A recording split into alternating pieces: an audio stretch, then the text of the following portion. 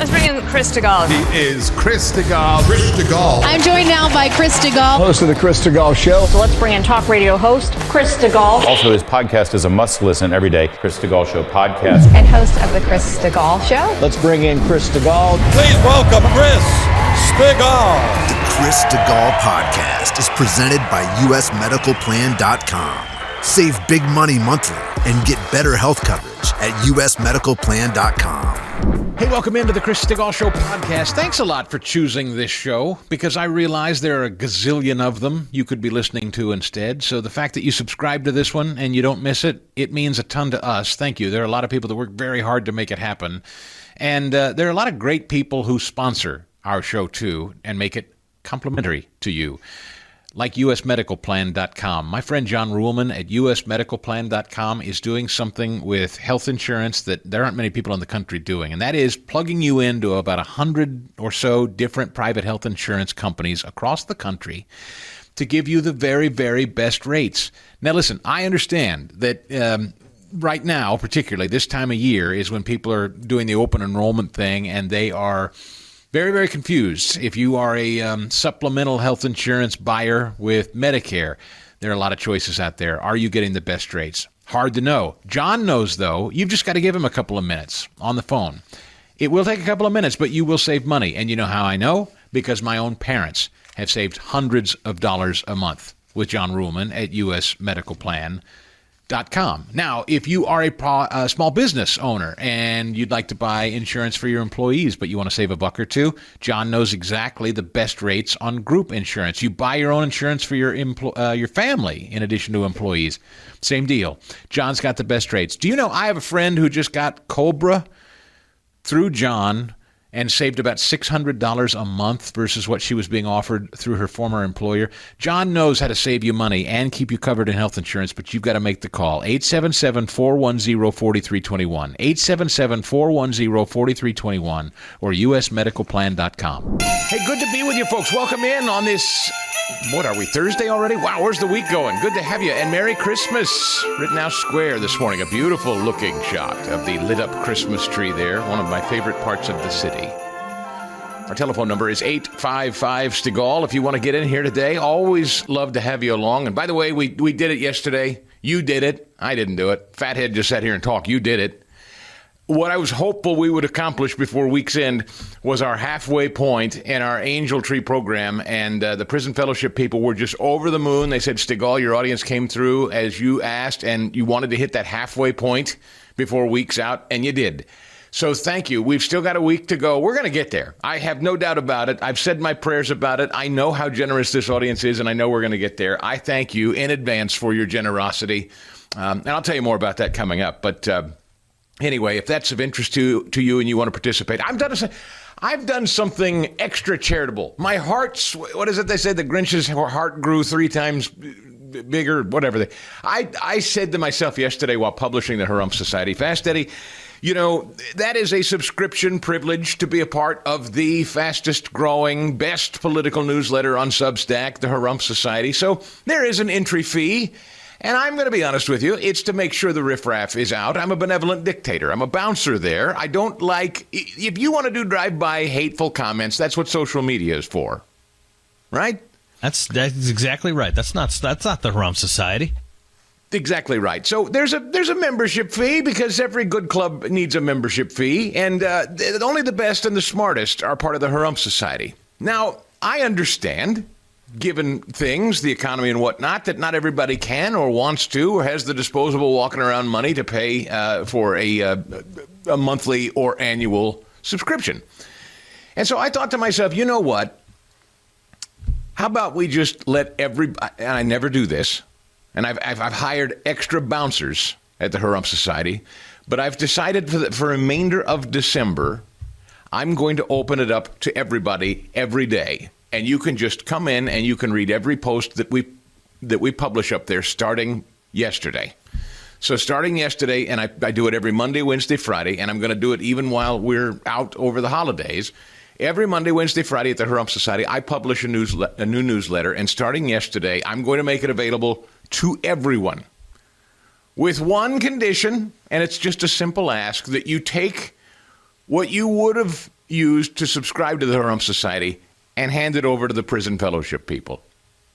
How's that sound? That's my only ask. So as you're reading the best newsletter on Substack, and you haven't given to prison fellowship, I hope there's a little pang of guilt. But anyway, you can go find all that. I'm having a little fun, but that is sincere. Starting yesterday and through the end of the month, I'm going to just let anybody in, and I hope that you will. I hope you'll read it, and I hope you'll enjoy it. Maybe it'll incentivize you to join the club in the new year, but meanwhile, I hope it will incentivize you sincerely to head to the Prison Fellowship Ministries, folks, and give to Angel Tree, which you can find at chrisstigall.com. There's a link right there. All right, President Trump seizing this oil tanker off the coast of Venezuela. Anybody mad about this? Taking a show of hands. I got a couple of America First people, or claiming to be America First people, that I think are really probably paid Qatari online influencers, who told me that, there you go, Stigall, this is the point, this is the problem, Stigall. He's not America First here. He's on the campaign trail talking about economics and affordability, and the next minute he's seizing Venezuelan oil tankers. So, Eddie, you say? I say good. I do too. Yeah. I don't have it. You and I have not talked about this, as is usually the case. I don't interview you ahead of the show, so I don't know what you're going to say, but I figure you're just as much on the finger on the pulse of this audience as anybody else is. You think anybody's angry about this? I can't imagine they would be. We're blowing up narco-terrorists. Trump means business. If this is a way of showing that he does in fact mean business, let it be done. Was a single shot fired? That I'm aware of, no. Yeah. Did we lose a single? Was anyone injured? Was any American military personnel injured or wounded or in any kind of imminent danger? There's always some danger, obviously, when you're carrying out any kind of exercise. But was there any loss of life or injury to military men or women, or any of them in harm's way as of today? As far as I'm aware of, nope. Thankfully. That's. And do we view Venezuela as a problem or not? Oh, we absolutely view Venezuela as a problem. Yes, indeed. For a couple of different reasons. Chief among them is President Trump's concern that they are fast-tracking drugs into the country. The scourge of fentanyl, chief among them. So blowing up drug boats, as you mentioned. They're doing tons of business with Iran. It's pretty clear, which was the justification for the seizure of this oil tanker. Iran's a no-go. We've already obliterated their nuke program without, again, a single hair being harmed on the heads of any American military personnel. And that's not to speak of China either. Look, I don't know how else to say it, and maybe some will say this is, gauche or boorish or impolite or impolitic or something. I don't know, but I would just say, if we aren't in control of this hemisphere, and I don't mean literally governing it, but I do mean this is our neighborhood, and we're the head of the HOA, and we're not going to let the neighbors misbehave. And if they do, we're going to make sure everyone knows who's running this HOA. We're not going to tell you necessarily what you're doing inside your house or in your lawn, but when you start doing business with outside neighborhoods and bringing in riffraff, and we're going to stop that. We're going to put it down. We have a covenant, and it's ours. We're in control of this hemisphere, baby, and our flexing is important at times like these, and that's exactly what Donald Trump did. The seizure comes as the United States builds up its forces in the Caribbean, part of the campaign against the Maduro regime. In seizing this oil tanker off the coast, reading this from the New York Times, a dramatic escalation in the president's pressure campaign against Maduro. I don't think it's just against Maduro. I think it's also against the Chinese. I think it's also against Iran. I'll have some more thoughts about this coming up, but speaking at the White House before an event on a new visa program, the president kind of snuck this in here. It was funny, in the middle of the day yesterday, there were a number of people who kind of sat up and it took notice. They thought it was just going to be a normal event, and then he kind of snuck in there. By the way, we seized a massive oil tanker, number 67. What happens to the oil on this ship? Well, we keep it, I guess. Where does it go? What port does it go to? Well, you have to follow the tanker. You know, you're a good newsman. Just follow the tanker. Do you know where it's going? Follow it. Get a helicopter and follow the tanker. Is it sure he's going to But I assume we're going to keep the oil.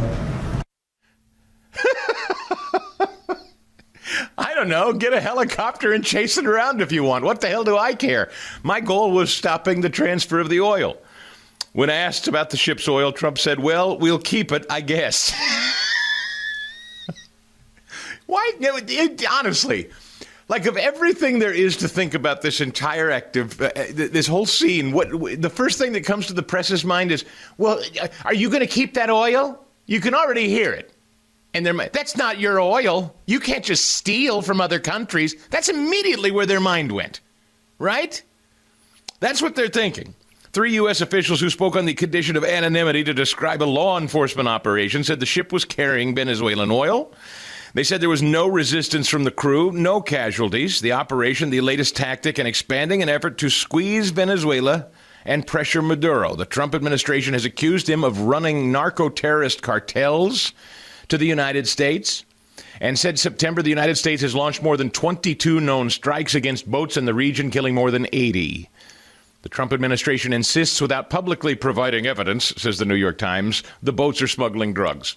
Yeah, Trump's just bored and he's blowing up boats, fishermen in the Caribbean for fun, indiscriminately killing people. That's with no evidence they're carrying drugs.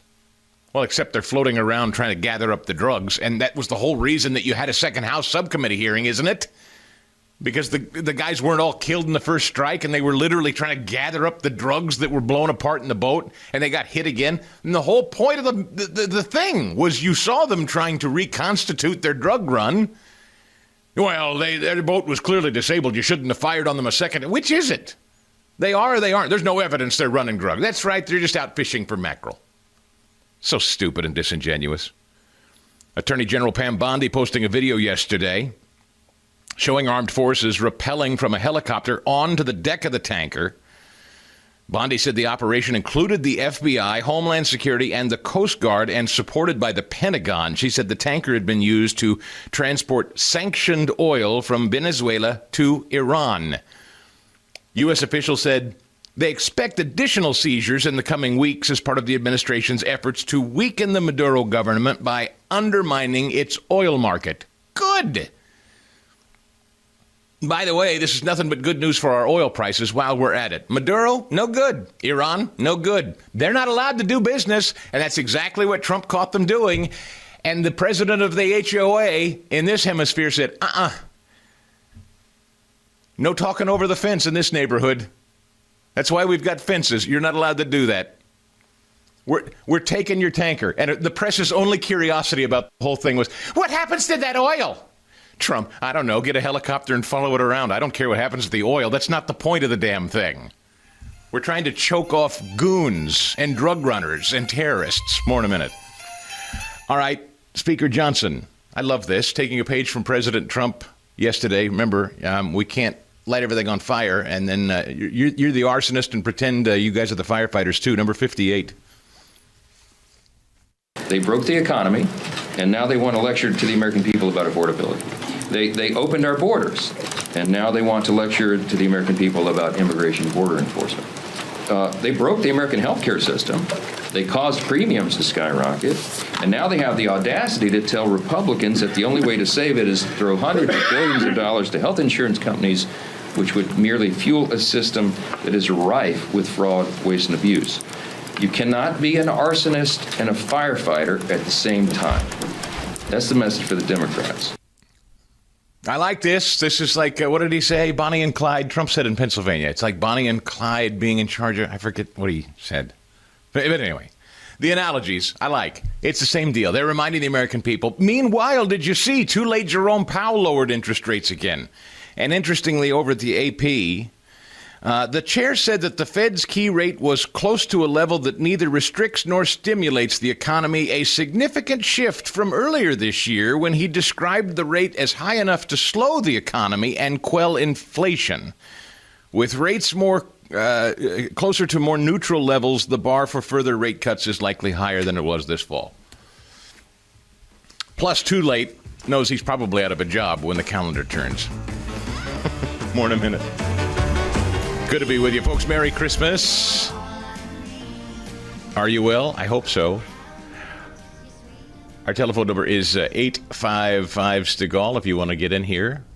And you can always head to chrisstigall.com to get the very, very latest on everything you need from social media, X, Facebook, Instagram, the podcast. Easy to subscribe. I was just there yesterday. We were monkeying around on chrisstigall.com, trying to find an easier way to help you if you're trying to find a... We're really getting fancy pants, because I was just in a meeting yesterday where I found out we may start asking, if you want, to start texting us. I don't know how I feel about that, Ed. Firing up the text machine now during the live show. I like it. I just, there was a lot of traffic, and I'm thinking, let's get through the end of the year. And I'm not one of those people that, hey, let's just wait till the end of the year and turn the page, but I'd rather start new processes, No, I mean, like everyone on the show has just been working their tails off, and everybody, like you, I'm sure, everyone looking forward to a little time with family and some time off. And so naturally, everything is going bonkers, which it does for some reason just before the holidays. And Eddie and I have had a long working theory that for some arbitrary reason, everything goes haywire just before everyone's about to take a little time off, because people feel some weird unspoken pressure because they're going to take a little time off, that everything's got to happen now, and just everything goes to hell. I don't know why exactly, but anyway, here we are. Not your problem. Well, this drug boat thing, as well as this oil tanker thing, in my view, President Trump is also successfully ending what really was the old and failed war on drugs. And what he started is a highly effective war on drug cartels, the supplier. Not just those of us consuming it, just say no. It's just blow them up before it gets here. For decades, America fought the symptom. Cops arresting street dealers and users. But the cartel's offshore empires stayed untouched, and it just kept flowing unimpeded. And President Biden opened the borders, and you know what we have today. Trillions spent, supply barely dented, hundreds of thousands, maybe millions over the decades dead from drugs and overdoses. And Trump's changed that whole dynamic yet again in his very first year of his second term. Since September, U.S. warships in the Caribbean have sunk more than 20 narco drug boats, for want of a better term, killing dozens of traffickers on the high seas. And now the campaign has grown even sharper. As of yesterday, at dawn, as Navy helicopters, literally as I was sitting here talking yesterday morning, fast rope seals onto this 1.1 million barrel tanker skipper off of Venezuela's coast. Now this ship, sanctioned since 2022 for funneling oil profits to Iran and those goons and Hezbollah, it was seized. Not a shot fired, but it was seized. That single event just wiped out more cartel-linked revenue than a decade of street busts. Do you understand? That move yesterday did more police work, or said another way, did advanced police work, the equivalent of like a decade. The message is unmistakable here. The United States is now going to use military force to destroy the boats, the cash funneling, the government protectors that keep the drug cartels in business. President Trump is shutting it all down. All routes closed. Colombia's president, by the way, is also on notice and been told publicly by Trump, you do the same thing. Shut down the cocoa fields or face the same pressure. Shut them down. Not coca, you know what I mean. This is not police work, by the way. This is economic and logistical warfare. So when you say the world's policeman, not really. This is defensive posture, aimed at the head of the snake before the poison ever reaches this country. I love it. And the early results, by the way, are showing up in the only place that matters, the bottom line of these cartels. They're hemorrhaging. And their political backing is starting to crack. The Maduro regime is likely going to be ousted by its own people. No more warrants. This is about seizing warships, blowing them out of the water if need be. The source of production, taking it out. No more street and retail deals. This is taking it out at its source. That's the new rule. The most effective problem solver who has ever served as president in my lifetime, certainly, has struck again.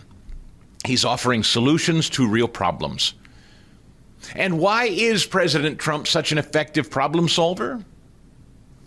Bottom line, because he cares deeply about people. He's motivated by care for the American people. Trump is an America First president, and anyone that would not be able to see why yesterday's activity backs that up is blind. This is a flex to maintain our position of dominance and influence over the hemisphere, choking off and choking out dictators wherever they're found, colluding with places like Iran and China. And never, ever was a single shot fired. By the way, these same warships sinking narco-terrorist speedboats, they're quietly strangling the Maduro regime. This seizure of 1.1 million barrels worth in this tanker, this seizure of this tanker, it wasn't just about drugs. This ship was carrying sanctioned Venezuelan crude, and the profits from the sale of this crude was fueling Maduro's military and paying his government. By boarding and taking a giant oil carrier, the U.S. is now enforcing sanctions without guns. Well, guns drawn, I suppose, but it's mostly just gunpoint. No shots fired. But look, the regime is not going to be able to pay for their operation soon. You cut that kind of supply off, the money spigot dries up, they likely won't be able to keep the lights on soon enough. So while the headline fight involves, some guys coming down on ropes, very dramatic, seizing a ship or blowing a drug cartel out of the water, there's a parallel bigger fight happening underway. And that's using the Navy and even the FBI, as we learned last night, to squeeze Venezuela's dictator until his own people push him out. No invasion required. That's the beauty of this. That's the strategy of Donald Trump. That's the true 4D chess, the depth and the multiple dimensions of thought that go into the foreign policy of this presidency. He's not just shoot from the hip. He may sound that way, but he's not. This is brilliant strategy. Same ocean, same helicopters, two different wars running at the exact same time. And again, not a single shot fired. I love this. This is keeping the American people safe. This is America First. This is the president I voted for. He made a promise. He was going to cut off the scourge of drugs to this country. And he was going to stop hostile regimes from developing nuclear weapons. He's pledged those things. He said so all along. And without a single hair on a single head of U.S. military personnel, he managed to do both. Squeeze a drug supply and blow to smithereens a nuke program, which two different extraordinarily hostile countries who mean us no good and wish to do us great harm, as a matter of fact, both of them have now been neutered by a president who never had to put any man or woman in service to this country in true harm's way. How you cannot see this guy as the Nobel Peace Prize winner next year is beyond me. If he doesn't get it, if we're sitting here a year from now and that guy doesn't have one of those, then you know what a joke the Nobel Peace Prize is and what a joke that committee is. I've never seen a president achieve this kind of victory without firing a shot. And he's done so on two occasions inside one calendar year. It's remarkable. Meanwhile, CNBC had a discussion about the economy here at home. Some who watch the markets regularly, this crew over there at the morning show, this Joe Kernan guy that everybody loves. I know. Joe, please don't email me about Joe Kernan. I always have to say that. It's not a dig at Joe Kernan. He just operates at the same time we do. I don't get to watch him. But apparently he's great.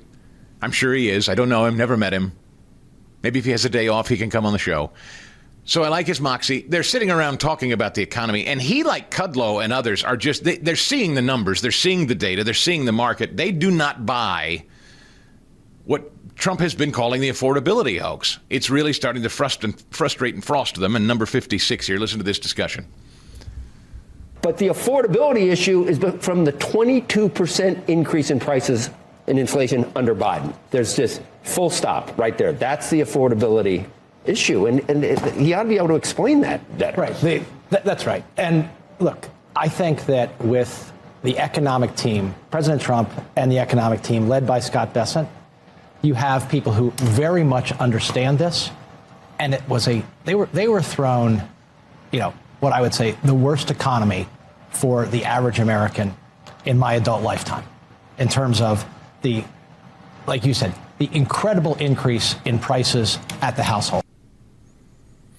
Yeah, again, where we've been matters. You can't ignore what this man inherited either, whether it's wide open borders and the free flow of drugs, or an inflationary economy that was out of control and just printing money.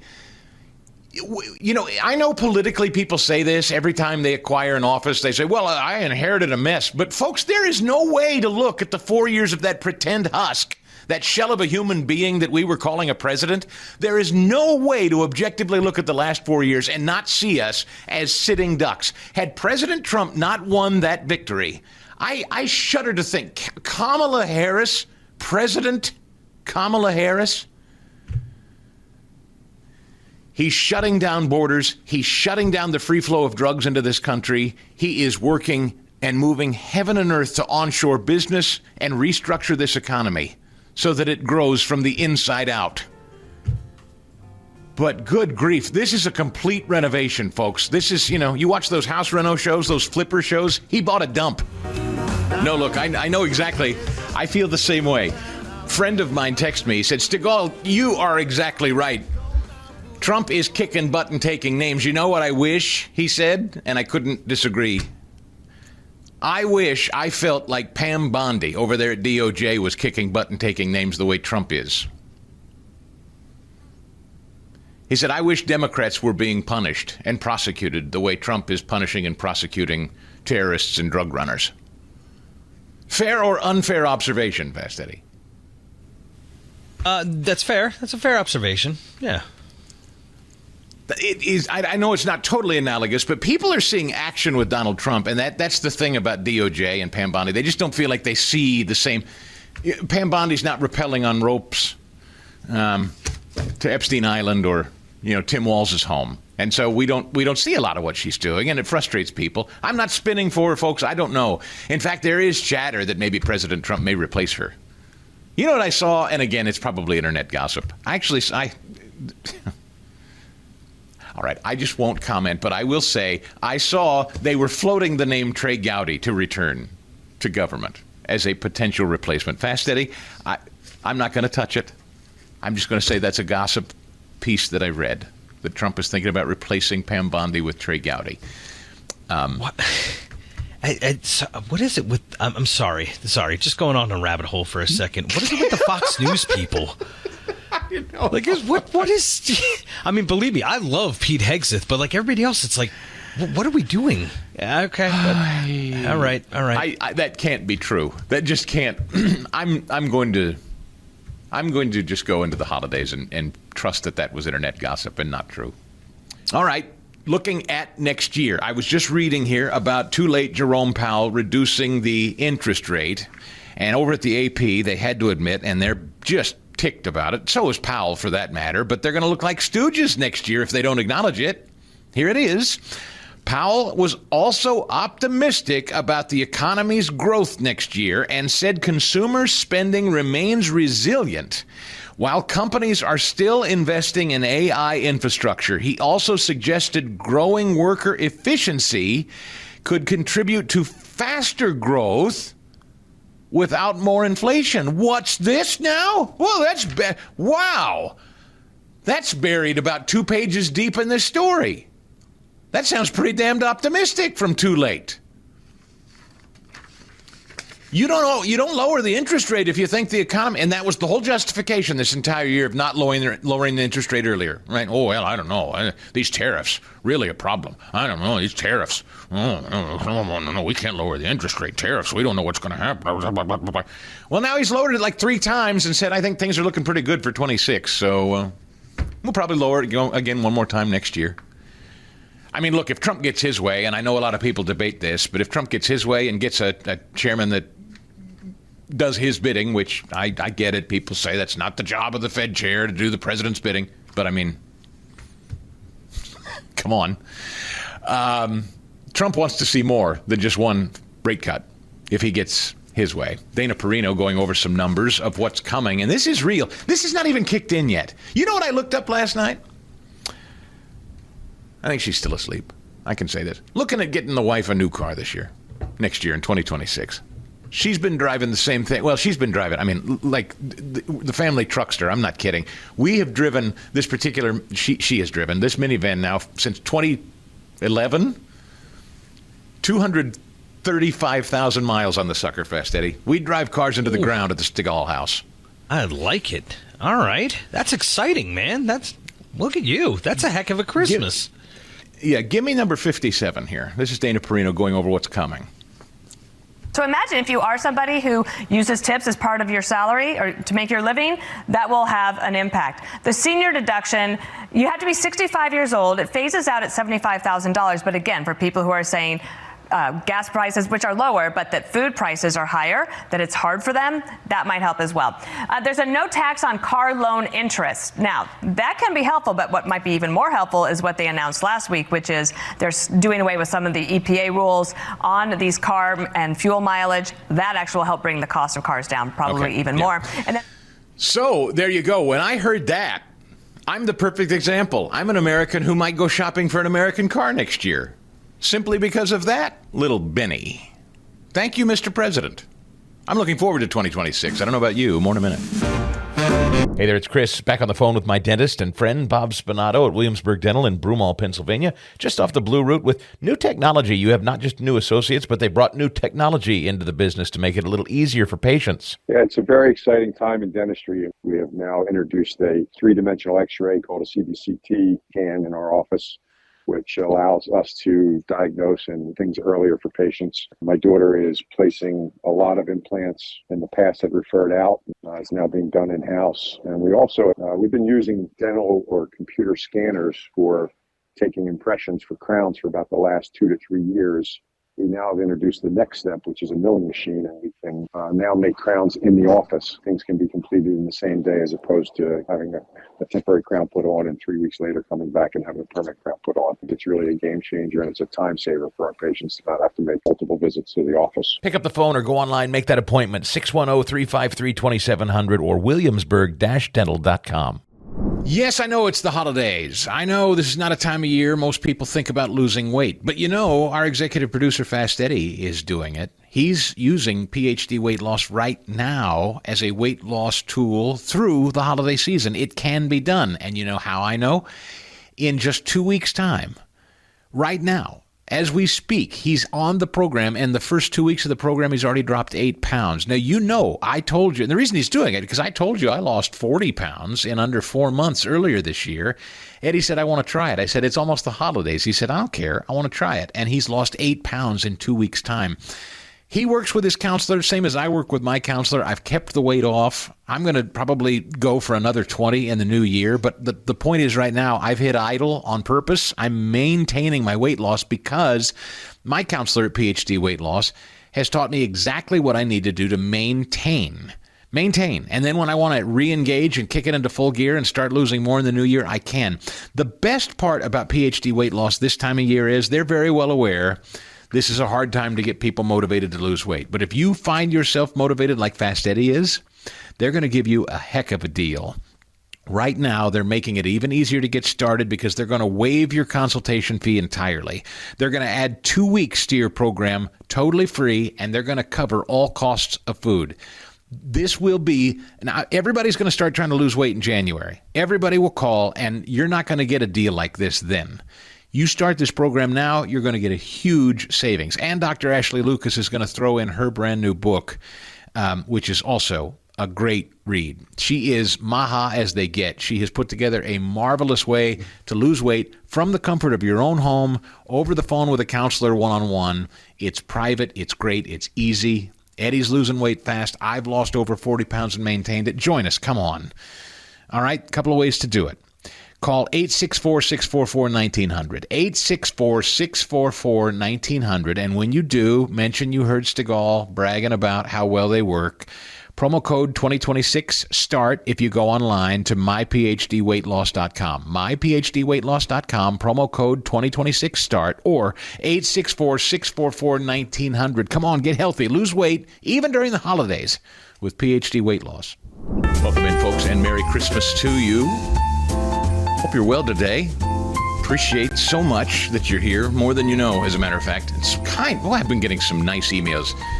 Thank you so much for your kind words. Tomorrow, Open Line Friday, by the way, you should know, just in case you're newer here. We do the tradition to keep it alive.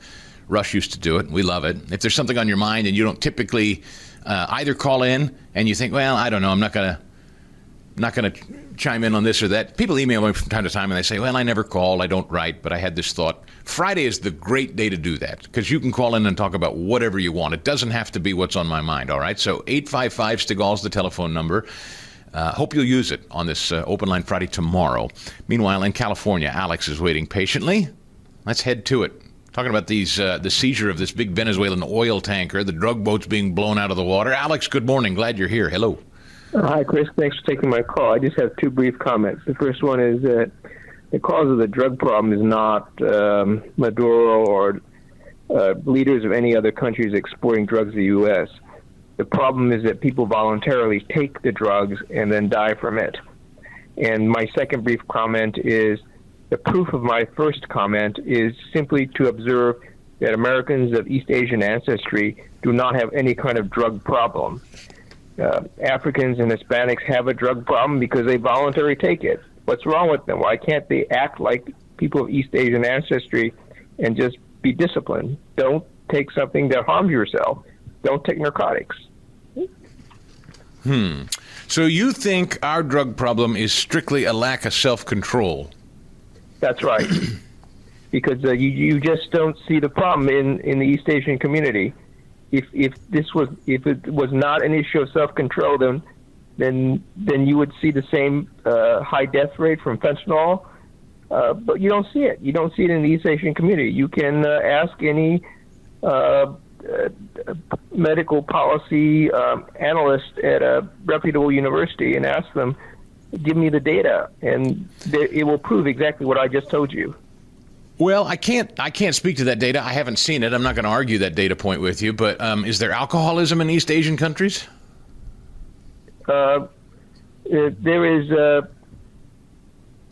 not, as far as I know. The one country I'm familiar with is Japan. There is no alcoholism problem there. Okay. I will tell you, as a guy who no longer drinks but abused it for far too long, people would say to me, why don't you just stop? And I didn't. What does that mean for me? Having that self-control. And, when you become an adult, you have to make appropriate decisions, and you have to take responsibility for your actions. I mean, yes, that's true. I don't think anybody is suggesting that you're not in control of your own actions. You don't. Addiction is not a real thing to you, then. It is a real thing, but it has to do with self-will. Your ability to control your behavior. There are a lot of laws in this country which are intended to protect people from their own stupidity, like, for example, seatbelt laws. We need to stop that. People need to take responsibility for acting in a way that is appropriate. And if we do that, then we won't have a drug problem. We won't have traffic accidents in which people die because they don't use seatbelts. I mean, it's all this stuff to protect people. And I guess the most prominent example of a government trying to protect people from their own stupidity are these term limit laws. People want to elect the same dope, the same guy, the same corrupt politician over and over and over again. Let them do it. This is a very interesting look. I'm a biblical guy, and I know that the Bible's very, very clear on having self-control, being self-controlled. And I was not, for instance, personally with my drinking for a very long time, but not until the Holy Spirit interceded in my life did that change for me. I either didn't have the strength or the willpower or what have you And I have a long line of people who drank far too much in my family. I know that much, too. Good people, productive people, didn't really run afoul of the law, but drank entirely too much. Again, I'm not a scientist, I'm not a therapist, but I suspect there are a good number of people that are listening to me right now that would argue it is not strictly and only about people's lack of self-control and willpower. Yes, I agree that there is a genetic tendency to do certain things, and but genetics doesn't program you to do those things. You have self-will. You have freedom of choice, and that's well. Let me rather than debate this point, let me ask you this: cutting off the flow of this stuff, because first of all, there are lots of people within earshot of our voice right now who have lost someone to fentanyl totally unintentionally. You understand the danger of fentanyl, I'm sure. Yes. Yes. Yeah. So fentanyl is being trafficked in here. So regardless of the, willpower and people overdosing and taking too much or being addicts, like setting that aside for a minute, the entry of fentanyl into this country, that's now winding up in kids. A kid takes an aspirin at a ball game and all of a sudden drops dead because it was laced with fentanyl. He didn't know the difference, or it's on a dollar bill. I mean, a stunningly little amount of fentanyl can kill you, as you know, and that's made its way into into the public without our knowledge, and that supply has got to be cut off, wouldn't you suggest? Yes, we should make a distinction. If it's a legal drug, like, for example, aspirin, and it's got something contaminated in it, then we have to go after the people who are doing that. However, if it's an illegal or narcotic that has fentanyl, then we should not go after those people. We need to have self-control. But in the case of the aspirin example, which you cite, that's a valid justification to go after the people who are doing that, because that's like people who contaminated Tylenol many years ago. I don't know. Is your argument that we should do nothing about the supply? We should do nothing because it's entirely a voluntary self-will problem, and that we're wasting money on that. I'm fascinated with this. I really am, and I'm really not arguing the point with you. I understand and respect your position, but I find it fascinating that you just think as long as people are going to consume drugs, we should keep feeding it. We're not, as a society, feeding people with drugs. They are voluntarily buying it. No. I mean, they're illegally crossing into the border, right? I mean, they're illegally being ferried in, shipped in, coming up over the southern border. People trying to ship them in. That's what these drug boats are doing. There's a demand for them. That's true. So we were having a discussion about demand, but I'll set that aside for a minute. We shouldn't do anything, even if there's a demand to consume illegal drugs in this country. We, as a government, as a people, shouldn't do something to cut off the supply. That's right. Well, we should, because there's a lot of dangerous stuff, not just drugs. And, well, sure. So then we shouldn't have locks on doors. We shouldn't lock up. I mean, stores shouldn't lock up their merchandise and make us go get a key to go buy deodorant at the CVS. If a store, because people can't stop shoplifting. That's actually a good example. So let's say a store owner decides he doesn't want to put locks, and he gets robbed, and he reports it to the police. Then that's his problem, because he deliberately didn't put any lock on there, and he could have, that's his. He has to make a smart decision about how he runs his store. Put the locks on, and if he put the locks on and then somebody breaks in, okay, then let's go after the guy who broke in, because he did what was appropriate. But if he deliberately didn't put a lock on his door, and he just said, basically hang a sign on his door, on his store saying, there are no locks, and then you guys come on in. That's not just the fault of society. We shouldn't go after those. Okay, well then we'll have to walk it out and say you don't even think police work should happen on the streets of American cities when it comes to drugs. If the drugs involve, for example, murder, criminal activity of that nature, then that's not voluntary. So when someone commits murder, okay, but if I'm having a cocaine party in my basement at Stately Stigall Manor, you think the cops should ignore that? That's right. You made that really? choice. Okay, so you're a pure libertarian guy. Is that the same? I assume with prostitution, if I want to run a brothel at Stately Stigall Manor, you're a come on in, have fun, fellas? I'm a libertarian because I believe the government should provide certain services. But in the case of, I'm very narrow in my specification of only those activities which are, you voluntarily chose to do something stupid. That society's not responsible for that. And we shouldn't. Well, yeah, but society at large suffers the consequences of. For instance, if you walk down the streets of some places in Philadelphia, you'll see like a zombie apocalypse of people on heroin stumbling around in the streets. Do we not have a duty as a civil society to deal with that at large, even if it's a bunch of people you say are out of self-control? Well, what society can do is say, here's a hospital, here's a rehabilitation clinic. You make the decision to go, but we shouldn't force that person to go into that rehabilitation clinic. So medical services should be provided as part of as an obligation of society, including free health care. However, in the case of death from fentanyl, that's the victim's choice to take that illegal narcotic. Okay. Look, if it feels good, do it. I've heard it before. It's a very 60s vibe. Have fun, it's your problem, the consequences. I don't share it. I appreciate the point of view. Merry Christmas, Alex. One thing that we had this fascinating conversation with Alex a minute ago, who basically said that as far as the free flow of drugs and narcotics into the country across the border from drug boats or otherwise, if people are here and consuming them, then we ought not be involved in trying to stop it. And the first thing that came to mind were the number of kids who died from fentanyl. But then, as I was thinking about it during the break, the other thing that occurred to me is, what about the number of kids who are exposed to drugs and illegal drugs and have no informed consent? They're not of an age where they have any idea, really, about what drugs are or whether it's dangerous or haven't been taught or don't know their addictive properties. Do we have a responsibility to protect children from them?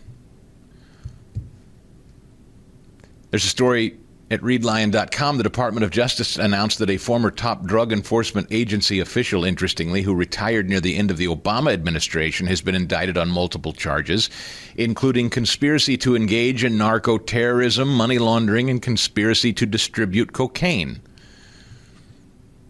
DEA Administrator Terrence Cole and United States Attorney Jay Clayton of the Southern District of New York revealed that the indictment of a guy called Paul Campo served as deputy chief of financial operations at the Drug Enforcement Agency. And they used him to get in touch with drug cartels. They're serious about this inside the Trump administration. Upon taking office on the 20th of January, President Trump issued several executive orders to address illegal immigration and border security, and then went on to talk about the drug cartels. This story does at readline.com. Narco terrorists also funnel a tremendous amount of money into enemy countries, too. This is also about a money supply, as I explained earlier. It is not just strictly about the drug consumption. All right, so that matters. Let's go to Christopher in California. Christopher, glad you called. Good morning. Welcome in. Hey, Chris. I'm a big fan. I've been listening to you for about a year now. I just wanted to respectfully disagree with, I think his name was Alex. I feel like the analogy that about the store owner that doesn't lock his own merchandise up, I feel like he just kind of contradicted himself because, that's exactly what the president is basically doing. He's trying to lock up the country from bad actors coming in, bad substances coming in. He basically said that that's the store owner's problem if he doesn't lock his own merchandise up. Well, that's exactly what the president's trying to do. And like you said, there are other things that we don't think about, the innocent kids that are being hurt because of being exposed to this stuff, and the inability to be able to consent to. You were given the analogy of, well, what if it's on an object, a dollar bill or an aspirin? So I think the president's right on target on trying to not facilitate that kind of activity coming into the country. Stopping the free flow of it for a host of different reasons, the economic, the invasion of our border. Christopher, thank you very much for that. I didn't even pick up on that particular point, but it's a good one. That's exactly what the president's doing. He's locking the store down. He's locking our borders down. We shouldn't just sit. I mean, that argument is basically have wide open borders and allow anything to freely flow in. Provide for the common defense is one of the first chief tasks of our elected officials. More in a minute. Came across a really interesting column over at Town Hall, our colleagues there. I hope you're there regularly and bookmark that website, by the way. Fantastic. I do contribute there myself every now and again. Larry O'Connor and I join and have conversations there. And some of the smartest people you're ever going to read right there and contribute there too. Like our next guest, Dr. Jeffrey Degner, who wrote a piece, headline, Boomers Wanted Grandkids. The Fed helped price them out of existence. Dr. Degner, Merry Christmas. Welcome to the show, sir. Merry Christmas to you, Chris. Thank you for having me. I want to, before we get into the specifics of this piece and kind of talk a little bit about what you do, I wanted to talk broadly about the work at the university where you teach, Cornerstone University. For people that don't know it, I know it's always sort of assumed that even if you try to homeschool your kids or put them in a Christian school, you got to send them off to some indoctrination factory in college. Mm-hmm. That's the only way forward. That's not true.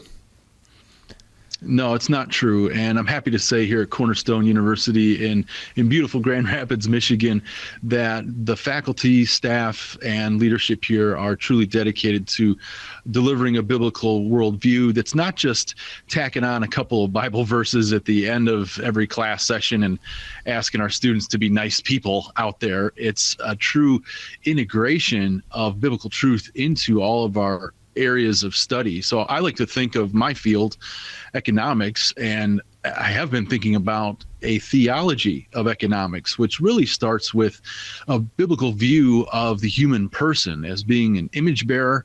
And that means that people have capacity to evaluate, and we've also been called to hold dominion over the earth and to exercise property rights. And that's something that we derive from the scriptures, what God has to say about who humans are and what our rights are. We don't buy into the line that rights are derived from government fiat, but rather from our Creator. And that's just one of the foundational principles that a student and family who comes to Cornerstone would find as a part of their educational experience, alongside a great student life and vital chapel ministries and discipleship that are happening here. So I'm very proud to be a part of Cornerstone and what we've been able to accomplish here in recent years under the leadership of our president, Dr. Jason Moreno-Riaño. It's wonderful. And as you teach economics specifically, and you're the dean of the School of Business and Innovation there, I think it's always interesting. How does one talk about faith in terms of economics? I think people always assume math is devoid of the spiritual, right? How do you talk about it? Mm-hmm. Well, we start with what I just explained, really the nature of the human person. And we want to approach economics from the understanding that you really can't even study economics or exchange or trade without a fundamental understanding of property rights and of the human's ability to evaluate what they prefer more or what they prefer less. And so that's really the foundation of economics. But one of the early principles that we also touch on, especially in our macroeconomics courses or our courses on money and banking, is the biblical emphasis on equal weights and measures. And we are currently living under a system of unequal weights and measures that is really spawned by our Federal Reserve System and its member banks, which are able to inflate for political purposes. And this has a very detrimental effect on society as a whole. It of course, steals purchasing power. It harms people on fixed incomes and in general creates a culture of haste, consumerism, and debt. And this is not the kind of flourishing that I think the Lord points us to as Christians. And unfortunately, family life suffers under these conditions, and that's really one of the main themes of my research. But we even have a course here at Cornerstone in family economics that examines how family life has been altered over the decades due to inflationary Fed policy. So that's an area of passion for me, but it's one that Christian families are concerned about for their own children and grandchildren, as the article noted, grandchildren who have not yet come to fruition because of these conditions. Dr. Digner is, again, Jeffrey Digner is the professor and dean at the School of Business and Innovation, an economist as well at Cornerstone University up there in Michigan. Talking with Secretary McMahon, Secretary of Education McMahon, $1.7 trillion is what college grads are carrying around right now in college debt. And not all of them grads, by the way. Some of them didn't finish. But $1.7 trillion in college debt. Dr. Degner, good grief. This is putting a real drag on young people being able to start their lives and launch their adulthood. And there's a sociologist that I've referred to a few times. His last name is Cherlin. And he has talked about how over time that marriage has become a capstone experience of adult life rather than, not to play on the words of my university, but rather than a cornerstone of adult life, really the launching point. And one of the reasons for ongoing marriage delays in the West and in the U.S. specifically is that younger people are carrying debt loads in their younger years that for prior generations would have been staggering and shameful at the same time.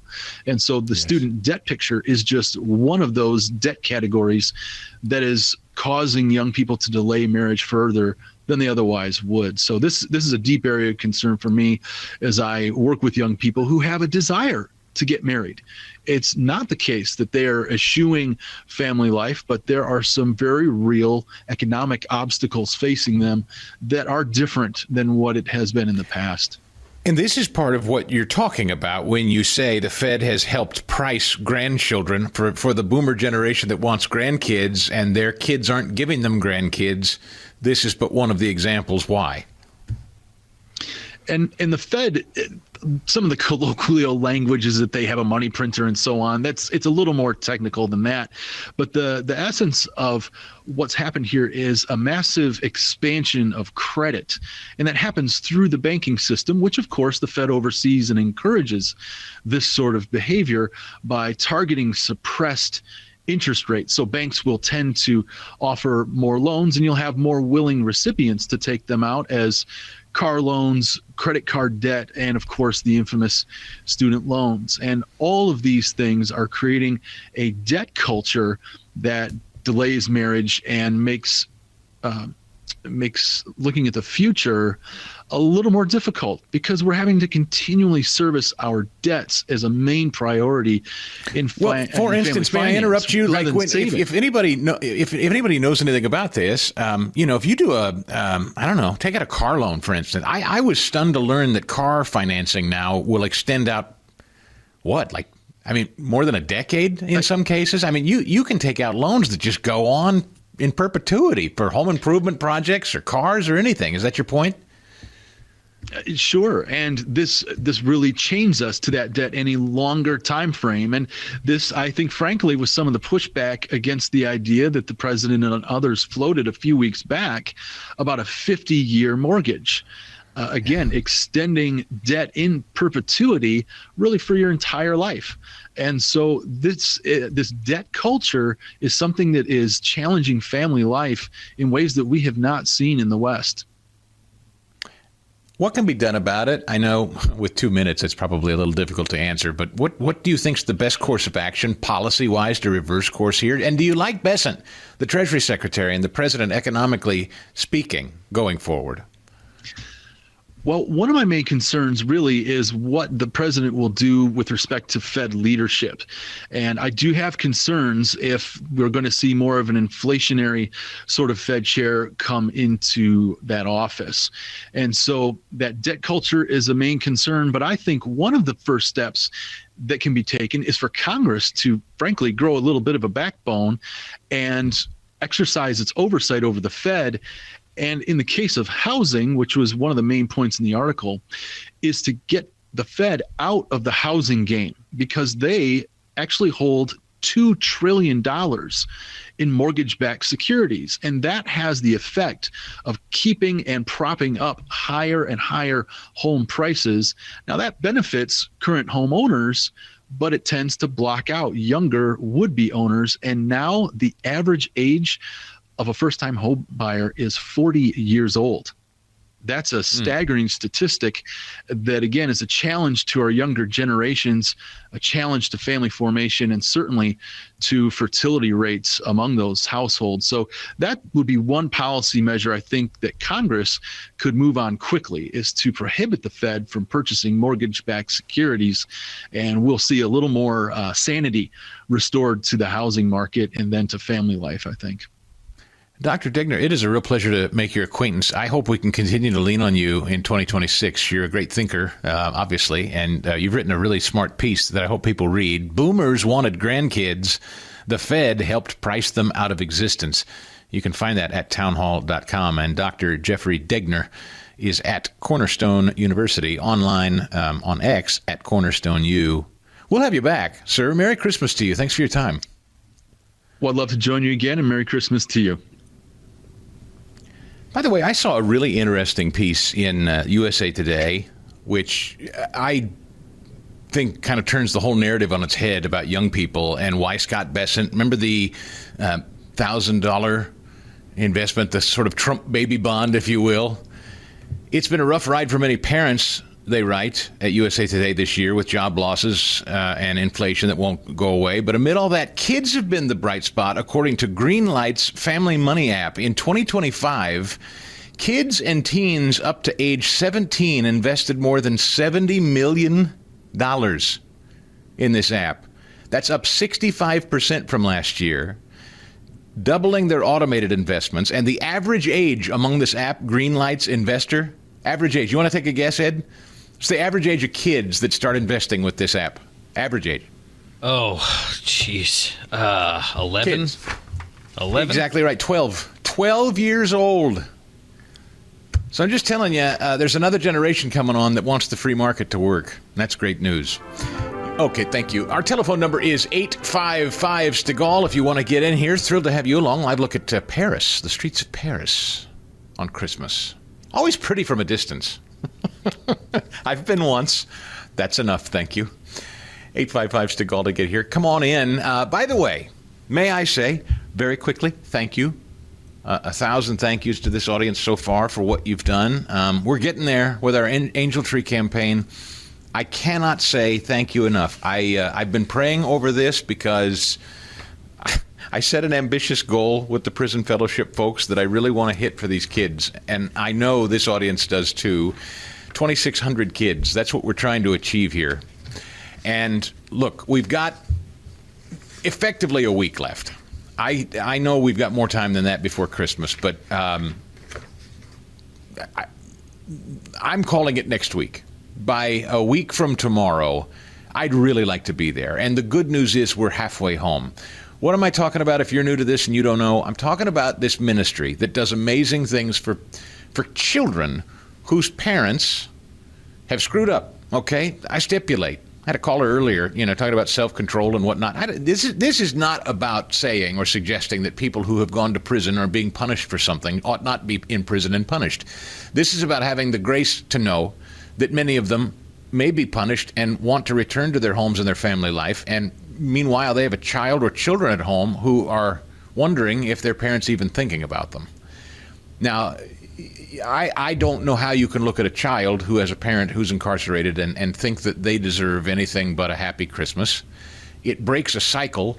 We know statistically it breaks a cycle of violence. if you get involved. And the way the prison fellowship people get involved is not just making sure a gift ends up in the hands of these kids, but also a note from their parent. This is the coolest thing. Someone who's incarcerated has no means to get a gift to their kid and let the kid know they're thinking of them. But that's what prison fellowship does. So we're talking about people who really, we want to extend them grace because they want to have a relationship with their child after the fact. They're paying for whatever it is they may have done, fine. But this child gets a gift and a note from their parent that says, I'm thinking about you. Merry Christmas. But here's the most important part. A Bible comes along with that gift. You're introducing the gospel to children in a home maybe that has never seen anything like it before. And it could change fundamentally the entire trajectory of that child's life. It well could. That's all we're called to do scripturally, is plant the seed.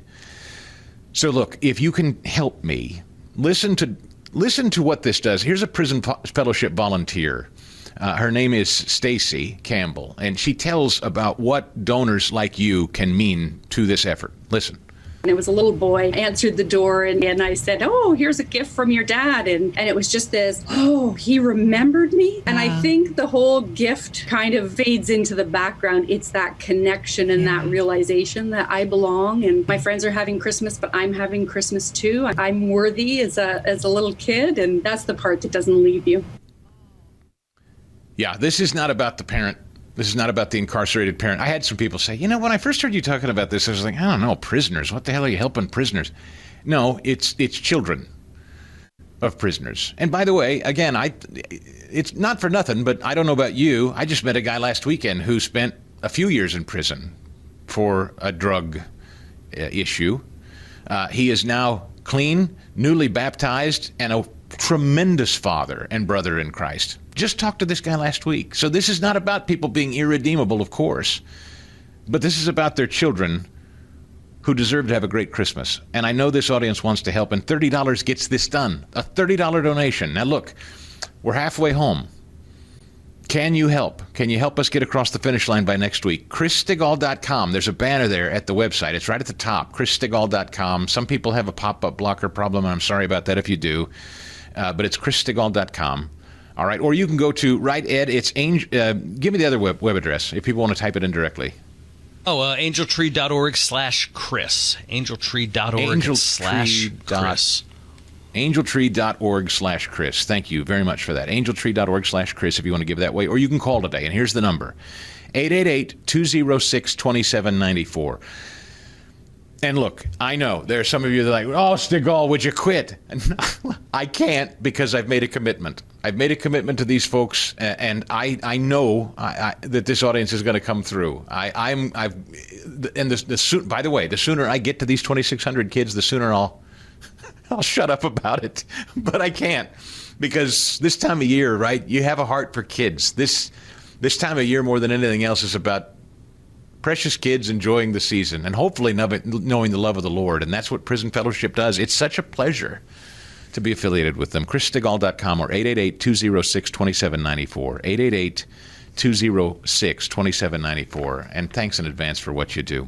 You heard me earlier this year, I hope, talking about our partnership with Prison Fellowship, the non-for-profit Christian organization that helps kids who have incarcerated parents enjoy a little fresh air and fun out in the open outdoors during summer camp. Well, they do great work at Christmas time, too, and we're proud to partner with them again in what they call their Angel Tree Christmas campaign. There are thousands of kids all over the country, through no fault of their own, who see one or maybe even both of their parents incarcerated this time of year. And what a tough thing that is. A child should be enjoying the Christmas season, and with something that heavy in their home, it's often difficult to do. What I love about Prison Fellowship is, and what is so cool about what Angel Tree does, they take a $30 donation that you give, and they can turn that into a gift for a young person who may be struggling this Christmas. And best of all, it's not just a gift. It's a handwritten note from their parent who happens to be incarcerated, and most importantly, the gospel message. They hear the truth of Jesus this time of year. That's a $30 gift from you to a child who could really use some joy this Christmas. So I hope you'll join me, and there are a couple of ways to do it. If this is something that's important to you or interesting to you, or you think, I've been blessed, I'd like to be a blessing, $30 gets it done for one child. $150, you've impacted 5 kids and their Christmas with a handwritten note from their parents as well as the gospel message of Jesus. It's one of the most important things we do all year as far as I'm concerned here on the show, and you can get involved by going to chrisstigall.com and click on the banner at the top of my page, chrisstigall.com. Click on the banner and give whatever you feel you can, or you can call today at 888-206-2794. That's 888-206-2794, and give what you can to the Angel Tree Christmas campaign with our friends at Prison Fellowship. You know, this past year has been one of the hardest in MyPillow's history, and it's because of loyal listeners and viewers like you that they're still standing strong. And to show their appreciation, they are offering some Christmas time savings exclusively for you because you listen and watch. Right now, you can get the Children's Bible Story Pillow 5-pack for just $29.98.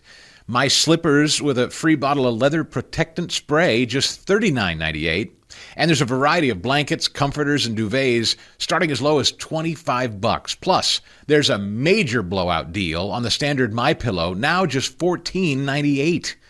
So go to MyPillow.com to take advantage of these deals. MyPillow.com or call 800-932-5056. Be sure and use the promo code CHRIS to unlock these wholesale prices. That includes the standard MyPillow, originally $49.98, now just $14.98. Queen sizes marked down to $18.99, and king sizes are only $1 more. Now, you already know MyPillow products come with a 10-year warranty. They've also just announced an incredible update. Their 60-day money-back guarantee is now being extended even further. Orders placed between now and December 25th will have their guarantee extended all the way to March 1st, 2026.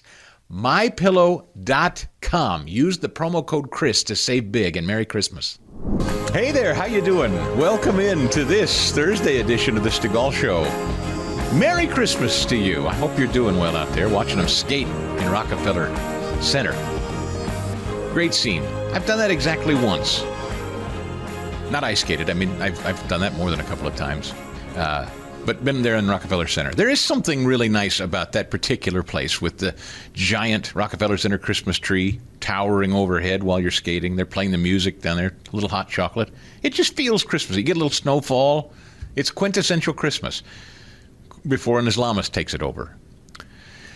Anyway, welcome in. And sorry, on that note, 855-STIGALL is how you get here. You can go to chrisstigall.com and find everything that you need on social media. If you're looking to catch up on the podcast, episodes that you either missed or interviews that you want to hear, I get emails regularly. Who was that guy that... It's always at the podcast. Always. So go to chrisstigall.com. We've often got video of it there if you don't watch us on the Salem News Channel. But the podcast audibly is always available, and you should subscribe. Again, all complimentary. And the Harump Society is complimentary this entire month. If you missed that announcement earlier, every post that I make Monday, Wednesday, Friday, starting yesterday, for the next couple of weeks, I'm going to open it up to everybody. And I'm doing that with the hope that we're going to continue to stimulate the giving to our Prison Fellowship campaign. More on that in a little bit. But chrisstigall.com for everything you need. All right, I'm not going to spend a ton of time on this, but I am going to address it only because it seemed to be that we're talking about the 15th, I think, December 15th. That's a Monday, if memory serves on the calendar. That's when the Turning Point USA people feel that they're going to have to sit down and address all of the allegations that have been hurled at them viciously by lunatics who, are rage baiting and revelation. You know what I've been saying, the revelation addiction that they're trying to feed. There is an audience for it. People are just hungry for conspiracy and secrets that only that host of that particular show knows. No solutions, again, nothing edifying, nothing uplifting, not offering anything, just constant question asking and conspiracy that has led to, quite frankly, bastardizing the legacy of Charlie Kirk and attacking his widow, and by extension, really his parents.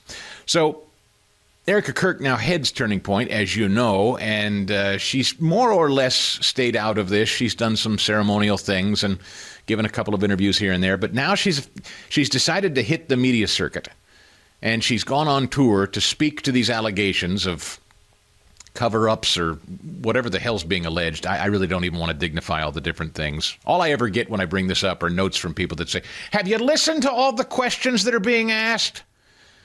No, I don't need to, because you know what? I could sit here and do an entire show on questions. I could just make up questions. Is that a show? Because if that qualifies as entertainment, I really should start looking at it. Hey, here's a question. Tune in tomorrow when I have a whole new list of questions. What's the solution? What's the answer? Are there answers? Are answers ever given? No. Does anybody care? No. Just keep asking the questions. So poor Erika is now forced, as the leader of this organization, who's got a lot of employees who are now just taking all kinds of incoming, she's now got to go out and do this. And so here we go, number 53. We will be building the most beautiful memorial for my husband at Turning Point USA, and it will be for the world to see, and it will be spectacular, and it will have basically museum style for our Charlie, for my Charlie. But can I have one thing? Can my babies have one thing where we hold it sacred, where my husband is laid to rest, where I don't have to be worried about some secular revolutionary coming and destroying my husband's grave while my daughter is sitting there praying? One thing. This is my husband. Yes, he was Charlie Kirk to the world, and I know so many people love my husband, and I am grateful for that. But this is my husband, and I want to be able to have one thing left that is sacred to our family, to my in-laws, to my babies, and to my parents. One thing. What are they taking from you right now? Nothing. But I will tell you what they are doing. It reminds me so much of chapter 6 in the book of Nehemiah. He is building a wall, and the townspeople are at the base of that hill saying, Nehemiah, calling him all these names, saying all these things, come on down. Every single time he had the same message 4 times in a row. I cannot come down. I am busy building. That is how I feel. I do not have time to address the noise. My silence does not mean that I am complacent. My silence does not mean that somehow Turning Point USA and all of the handpicked staff that loved my husband and my husband loved them is somehow in on it. We are busy building. And you know what I thought? I thought these people are human.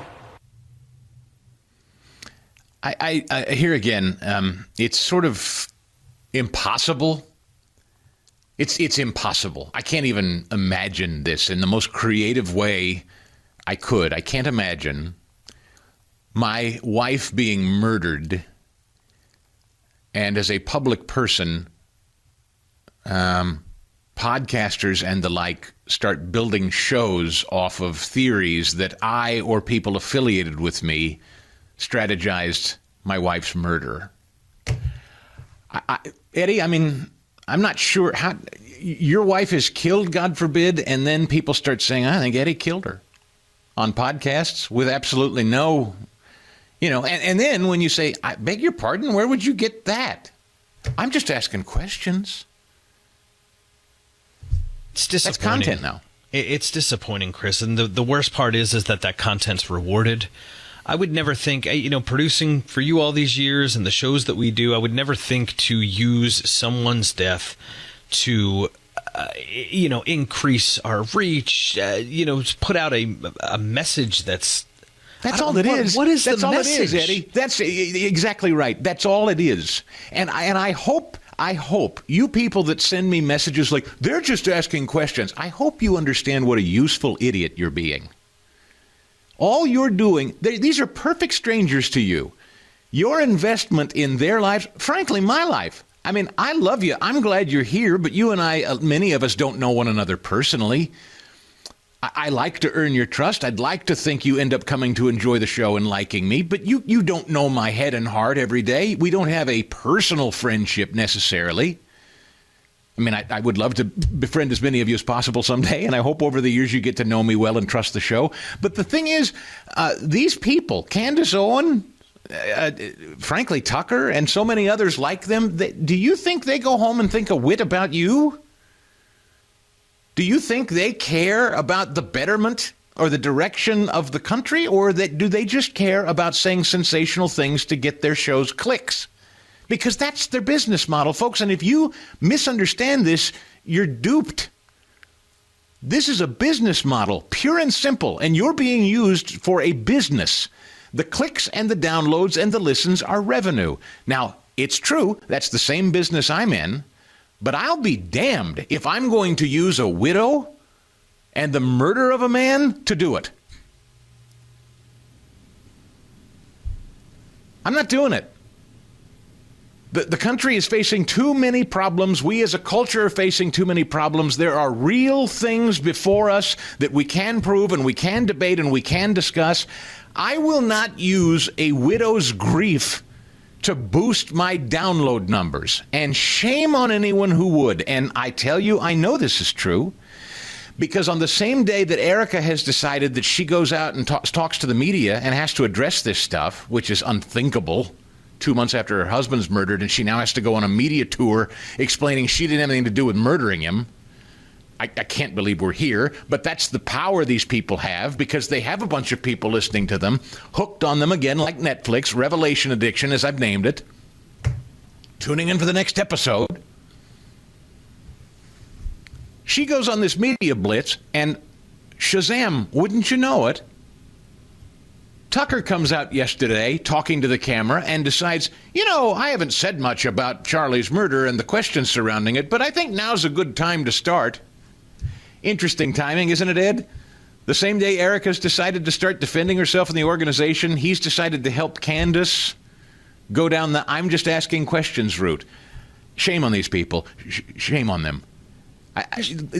You cannot be this man's friend and behave this way. You just can't. You cannot exploit the murder of a man and drag his family and his widow through this and call yourself a friend. We all know what you're doing. You are in a cynical download and click business. That's what you're doing. You don't give an excrement about the Kirk family. You don't care about Charlie or his legacy. You don't care about the future of the country. You openly say you don't care about who runs Congress anymore. You're a burn it all down crowd. And if you can get clicks and count your money while you're doing it, that's all you care. But I'll say this much, as I said yesterday on social media, if the widow of Charlie and Charlie's parents aren't running around screaming about cover-ups, if they're confident that this is being investigated and prosecuted competently and adequately, who the hell is anyone, you, me, or any of these people pretending to have the real secret behind the story, who are any of us to question it? I'm going to follow the direction of his widow and his parents. If they say there's a problem, then I'll come here and address it. Otherwise, I follow their lead. Great to be with you. Looking at Christmas time in Italy on the Salem News Channel. We have cameras all over the place, roving about. Take a look at it. If you haven't watched the Salem News Channel, I hope that you will. I still haven't... I might have to open the phones for some television purchase recommendations because I'm starting to get overwhelmed. I go into different stores to look at them. I'm still looking at walls of televisions trying to figure out which one to buy. And everyone's got an opinion, and I'm just not sure. I want one of those Samsung TVs with the Samsung TV Plus feature so that we can keep the Salem News Channel on at the house. But I don't know which Samsung product to buy, Ed. I'm a little tortured by it now. I thought you did take a liking to the anti-glare. I did. Yeah. I did. And that stupid guy got in my head calling it stupid. And now I feel like I've wasted my time or something, like I shouldn't waste my money. I don't know. I feel like, Chris, we watch the NFL, some news, right? Salem News Channel. Yes. I feel like you don't need, this guy in particular said true black. If that's really important to you, okay, but I don't think you're a true black guy. I think you're like, just give me a darn good picture at a great deal. You're right. It's pretty much news, maybe some football and Family Guy reruns. That's about the sum total of my television watching. Otherwise, I try to do other more productive things. So I probably don't need the highfalutin nonsense that he recommends. Let's go to Mamie in Ohio. Hey, Mamie, I'm glad you called. Good morning. Chris, good morning. I've been off the grid because it's Advent, and I heard this morning Erika Kirk is amazing. I was in tears watching her at that special event after Charlie's murder. But whatever has gotten into Candace Owens and Tucker Carlson, Chris, all I can say is they have allowed themselves to be taken over by Satan and his minions. They are just dark-hearted. They're sick. I don't know what else to say. And I'm holding back tears. I feel so badly for Erika and her family that she has to fight off these. They're sick, is all I can say, Chris. I feel so badly for her. But thank you for playing that. I've been off the grid. Like I said, it's Advent tonight. Well, you're better. You're better for it, maybe. That's where you should spend your time, truly. I hear your passion. Look, I don't know. Here's the thing. There's such a cult of personality investment now in Tucker and Candace. I find that strange. I mean, I would want that this audience, I love you. I love that you're here. I would want that you trust the show and enjoy the show, and to the extent that we know one another, that you, I don't know if the word is care about. Maybe that's too strong a word. But I hope you enjoy it. I miss when I'm not here with you. But the level of investment by some in the personalities and the people of Tucker and Candace is alarming to me. It's weird. It's become cultish. Like, you would want people to be as invested in the Lord and Savior Jesus Christ as invested as some of them are in Tucker and Candace. And I don't say that. I can hear it right now. Oh, you're just jealous, Stigall. No, I'm not. God bless America. This is a competitive business. It always has been. I totally understand it. But because I understand it, I also understand the levels people will go to keep people hooked on their shows. And when, you have a president that's on offense, and you have a Republican Congress, and people aren't particularly interested in discussing that. They want the conflict. They want the juice of the conflict. They want the revelation addiction. They want the hit. There are people willing to feed it. I don't know what motivates it, but I guess it's the wallet. When it comes to cabinet secretaries under President Donald Trump, this one, probably one of our favorites. It's hard to choose. I mean, look, whenever she shows up on the stump, people rave about her just as much as they went crazy for Besant this week. She's a star in her own right. She's Linda McMahon, Secretary of Education, and joins us again this morning. Madam Secretary, good to have you back. Thank you so much, Chris. It's good to be back. Normally when I'm talking to you, I'm on the road, but I happen to be sitting in my office this morning. Listen, I don't want to. You come from a background of show, so you appreciate this. I don't want to stoke any friendly rivalry here. But did you see the reception Besant got this week on the stump in Pennsylvania? I know. He's awesome. He should get standing O's everywhere he goes. I love him.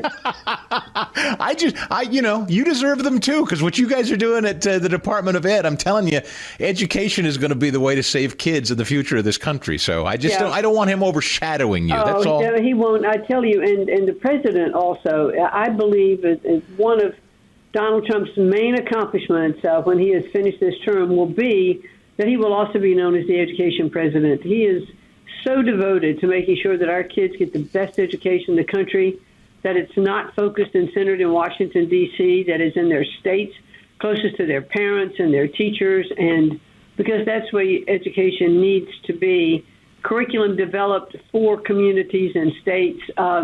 He's just clearly on the right track, to raise the level of education across the country. Am I being Pollyanna and overly optimistic here, or am I interpreting that the hard left and the teacher union types have kind of laid down their arms and acquiesced and realized that the public is no longer with them on this issue of command and control centralized education? I remember there was great consternation early in President Trump's first term here in the first of the year with you guys making cuts at the Department of Ed, but it seems to have gone away. That's my impression. Am I wrong? Well, for now, there isn't as much of a hue and cry against what we were doing. I think because the issue of school choice, but let me digress. I think the very first thing when the president basically was sworn in was the fact that we got our NAEP scores, which are the National Report Card scores, for our 8th grade and 4th graders, and the fact that only 30% of them could read proficiently. It was just such a bell ringer moment to know how far down education was in our country. And the president just launched into this, this program of this is not acceptable. We cannot be seen not only what we see across the country, but also where we fall on international rankings in terms of our education. We're doing something definitely wrong, and it has to stop and it has to change. And I think there's very little argument at this point from teachers' perspectives, because I'll tell you, teachers, I think teachers are the most noble profession we have in our country. And I believe that our teachers want to be allowed to teach.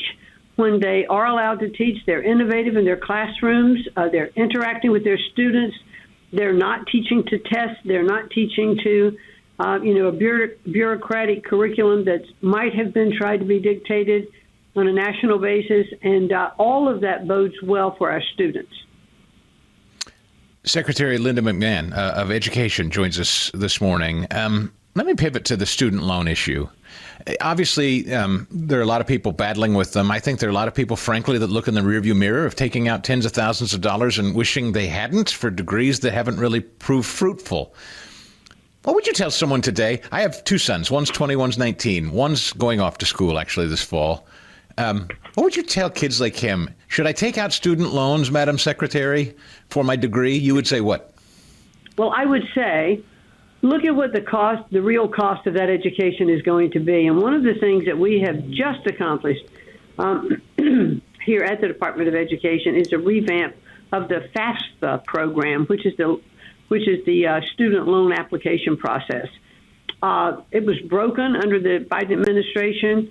We took it on here. We've absolutely revamped it. And now there is a section which is just previewed and will now be part of the new application process that will show you what the cost of that education is going to be, what the typical earnings are for that profession, and how much it's going to cost you to go to the colleges that you have listed on your form that you want these results sent to. And so therefore, you have some degree of understanding of what kind of income you would have to have, to pay off your debt. So it lets parents and students know this is the degree of debt that you're going to be involved in. And for the first time, I think it's like codifying it for students and parents to look at and say, wow, this is going to be a lifetime payback or whatever it's going to be. We have about $1.7 trillion of student debt, and I think that's unconscionable. The rates at universities are so high, and part of what we're hoping to do as part of the president's administration is to start getting these costs down.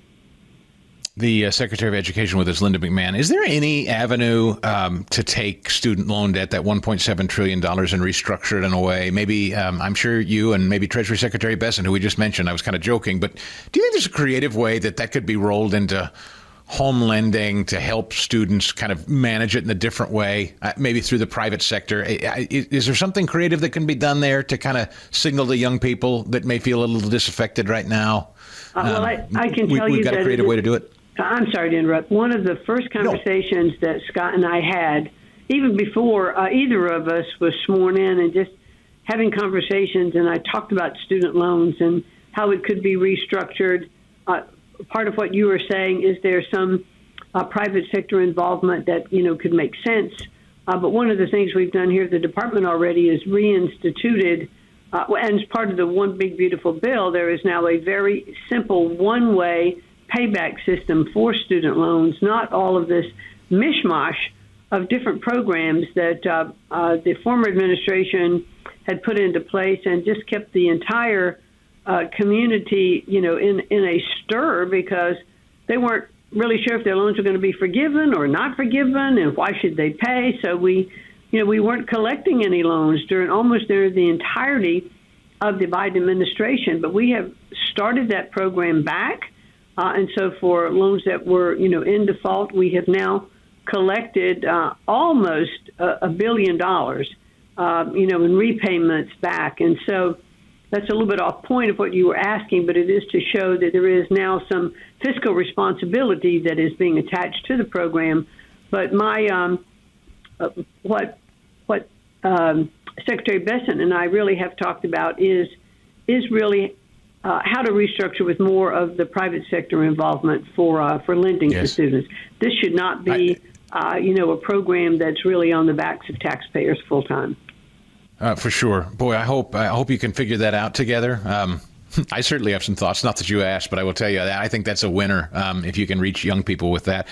Look, we're coming up on the 250th anniversary of this country, and I know you care about that. I know President Trump cares about that. You've got a very interesting initiative going on right now called History Rocks. I want to talk about that with you. Well, we've had now 3 History Rocks tours. We started in Pennsylvania, then we were in Delaware. We wound up in New Jersey. This was just last week. It is really the most fun. We've gone into a primary and a middle school with the program. We do a little contest with some civics questions after some commentary and explanation of what it means to be having the biggest birthday coming up. In fact, one principal said asked students in the audience. He said, "How many of you love a big birthday party?" And they all raised their hand. He said, "Well, we're coming up on the biggest birthday party in our country, our 250th celebration." And it's just amazing. And the response that we're getting, everybody loves History Rocks. And this Road to Independence tour, in which we talk about the Declaration of Independence, what it meant to the country. I mean, we start with very patriotic themes, the Pledge of Allegiance, the National Anthem. Imagine such radical thoughts. And it really is, I think, a good way to reconnect the young people of our country with the patriotism that I think we've lost a great deal across the country. Yes. I mean, when I saw a survey that said only about 41% of 18 to 29-year-olds love their country, and I thought, wow, how can that be? And I think it's because they don't know their country. So this tour that we are doing in combination with about 40 different other coalitions who will bring, some of the artifacts from museums. They will be giving speeches, and I will be able to be on a lot of these programs across the states. I just think it's to rev up again the interest and the knowledge of civics in our country and how we began and what was sacrificed in order for our country to be what it is today. And I think it's incredibly important. And it will culminate, in D.C. next year, around the 4th of July, when we're going to have this incredible celebration. And in conjunction with this tour, there is the President's 1776 contest that's it'll be happening a little bit like a spelling bee across the country.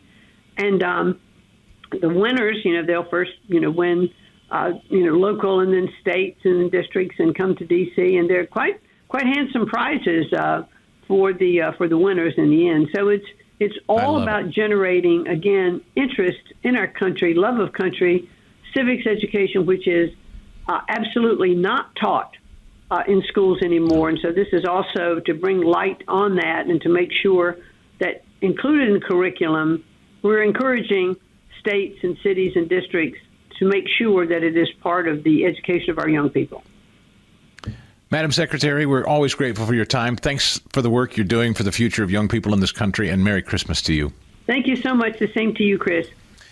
Meanwhile, I do hope you'll head over to chrisstigall.com. There is a banner at the top of that website, and our Angel Tree campus. You guys are awesome. You're awesome. The donations are surging. We're going to get these kids taken care of. We're going to get 2,600 kids a Christmas present and a Bible and a note from their incarcerated parent. We're going to do that by the end of next week. I'm confident. Thanks for your help. Merry Christmas to you.